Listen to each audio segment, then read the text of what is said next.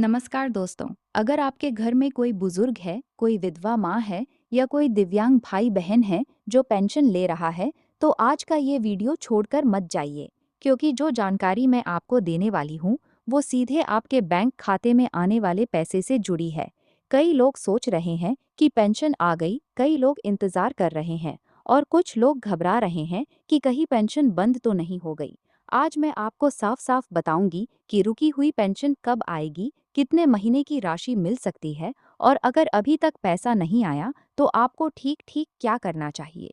ये वीडियो सिर्फ एक बार सुनने के लिए नहीं है, पूरा सुनिए, क्योंकि बीच बीच में ऐसी ज़रूरी बातें हैं जो गलती से भी छूट गई तो बाद में पछताना पड़ सकता है।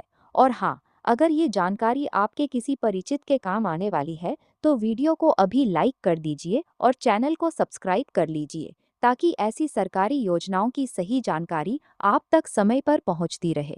चलिए सबसे पहले बात करते हैं उत्तर प्रदेश की सामाजिक सुरक्षा पेंशन की। दोस्तों, अप्रैल, मई और जून की पेंशन को लेकर पूरे प्रदेश में चर्चा चल रही है। कई लाभार्थियों के खाते में राशि पहुंचने की खबरें आ रही हैं, लेकिन हर जिले में एक ही दिन भुगतान होना जरूरी नहीं है। अगर आपके पड़ोसी के खाते में पेंशन आ गई है और आपके खाते में अभी नहीं आई, तो घबराइए मत। इसका मतलब ये बिल्कुल नहीं है कि आपकी पेंशन बंद हो गई है। भुगतान की प्रक्रिया जिले जिले, ब्लॉक ब्लॉक और बैंक बैंक के हिसाब से अलग अलग चलती है। अब यहाँ एक बहुत ज़रूरी बात समझ लीजिए। अगर पेंशन नहीं आ रही तो सबसे पहले 4 चीज़ें ज़रूर जांचिए। पहला, पेंशन सत्यापन पूरा हुआ है या नहीं। दूसरा, आधार कार्ड से जुड़ी जानकारी सही है या नहीं। तीसरा, बैंक खाता सक्रिय है या बंद, निष्क्रिय तो नहीं हो गया। और चौथा, डीबीटी यानी डायरेक्ट बेनिफिट ट्रांसफर की स्थिति सही है या नहीं। अगर इनमें से किसी एक में भी समस्या है तो भुगतान अटक सकता है।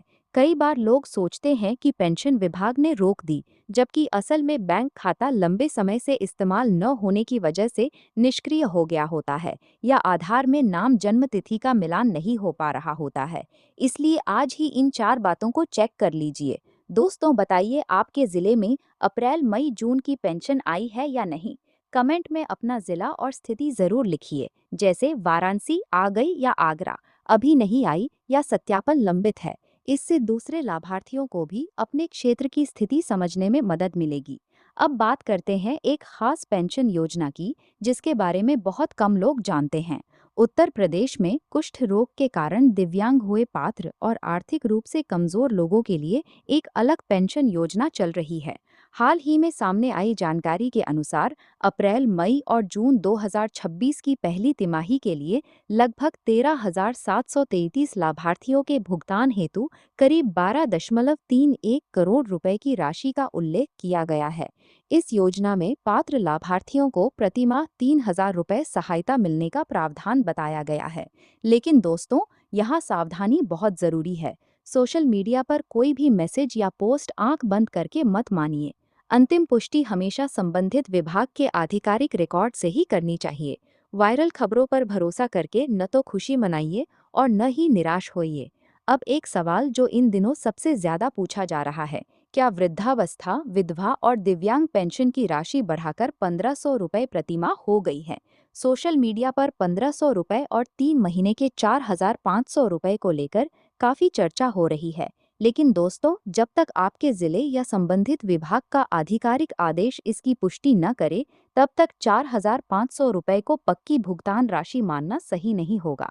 वायरल खबर देखकर घबराने या खुशी मनाने से पहले अपना पेंशन स्टेटस जरूर जांचिए। कई जगहों पर 20 से 25 अगस्त के बीच भुगतान प्रक्रिया पूरी होने की चर्चा है, लेकिन इसे हर जिले के लिए निश्चित तारीख नहीं माना जा सकता।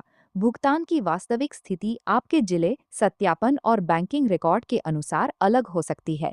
इसलिए अगर अभी पैसा नहीं आया है तो इंतजार करने के बजाय अपना रिकॉर्ड चेक करिए। दोस्तों, अगर ये जानकारी आपके काम आ रही है तो वीडियो को लाइक कर दीजिए और अपने परिवार के उन सदस्यों के साथ शेयर कर दीजिए जो पेंशन ले रहे हैं। चैनल को सब्सक्राइब भी कर लीजिए, क्योंकि आगे भी ऐसी ज़रूरी अपडेट्स आती रहेंगी। अब थोड़ा रुख बदलते हैं और बात करते हैं वरिष्ठ नागरिकों के उन कानूनी अधिकारों की जिनकी जानकारी हर बुजुर्ग और उनके परिवार को होनी चाहिए। अगर आपके घर में 60 वर्ष या उससे अधिक उम्र के माता-पिता, दादा-दादी या कोई अन्य बुजुर्ग हैं, तो उनके कानूनी अधिकारों को समझना बहुत जरूरी है। भारत में माता-पिता और वरिष्ठ नागरिकों के भरण-पोषण और कल्याण से संबंधित कानून मौजूद है। अगर कोई वरिष्ठ नागरिक अपने बच्चों या पात्र रिश्तेदारों से आवश्यक भरण-पोषण प्राप्त करने में असमर्थ है, तो कानून के तहत सहायता मांगने का रास्ता मौजूद है। भरण-पोषण का मतलब सिर्फ पैसे देना नहीं है। इसमें भोजन, कपड़े, रहने की व्यवस्था और आवश्यक चिकित्सा देखभाल जैसी बुनियादी जरूरतें भी शामिल हो सकती हैं। कई परिवारों में बुजुर्ग सिर्फ इसलिए चुप रहते हैं क्योंकि उन्हें लगता है कि शिकायत करने से परिवार का मान सम्मान प्रभावित होगा, लेकिन कानून उनके पक्ष में है। संपत्ति को लेकर भी बुजुर्गों को विशेष सावधानी रखनी चाहिए। अगर किसी वरिष्ठ नागरिक ने इस शर्त पर अपनी संपत्ति किसी को दी है कि वो उनकी देखभाल करेगा, लेकिन बाद में देखभाल करने से इनकार कर दिया जाता है, तो कुछ परिस्थितियों में कानून के तहत उस हस्तांतरण को चुनौती देने का रास्ता हो सकता है। वरिष्ठ नागरिकों से जुड़े कानून की धारा 23 इस मामले में महत्वपूर्ण है, लेकिन संपत्ति का मामला कानूनी और संवेदनशील होता है, इसलिए कोई भी दस्तावेज पर हस्ताक्षर करने से पहले योग्य कानूनी सलाह लेना बेहद जरूरी है। और अगर किसी बुजुर्ग के साथ मारपीट, गाली गलौज, घर से निकालने की कोशिश या खाना दवा रोकने जैसी स्थिति हो रही है, तो चुप रहना जरूरी नहीं है। परिस्थिति के अनुसार पुलिस, प्रशासन या जिला विधिक सेवा प्राधिकरण से सहायता ली जा सकती है। दोस्तों, बताइए, क्या आपके आसपास किसी बुजुर्ग को ऐसी समस्या का सामना करना पड़ रहा है?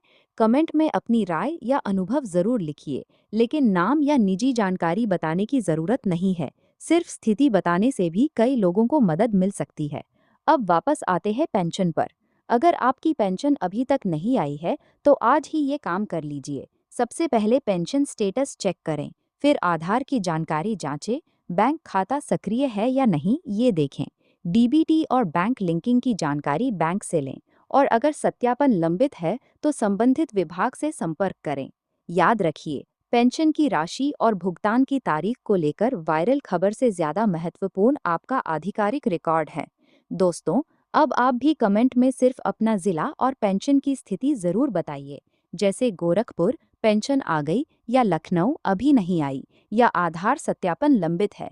इससे दूसरे लाभार्थियों को भी अपने जिले की स्थिति समझने में मदद मिलेगी। और हाँ, 2027 के उत्तर प्रदेश विधानसभा चुनाव को लेकर आपकी क्या राय है, ये भी आप कमेंट में बता सकते हैं, लेकिन अपनी राय शांतिपूर्वक और तथ्यों के आधार पर रखें। अगर आपके घर में भी पेंशन लेने वाला कोई लाभार्थी है, तो ये वीडियो उसके साथ जरूर शेयर करें। वीडियो पसंद आया हो तो लाइक करें, और ऐसी सरकारी योजनाओं की जरूरी जानकारी के लिए चैनल को सब्सक्राइब जरूर करें। फिलहाल इतना ही। याद रखिए, पेंशन आएगी या नहीं, इसकी सबसे सही जानकारी आपके पेंशन रिकॉर्ड और बैंक खाते से मिलेगी, किसी वायरल मैसेज से नहीं। धन्यवाद।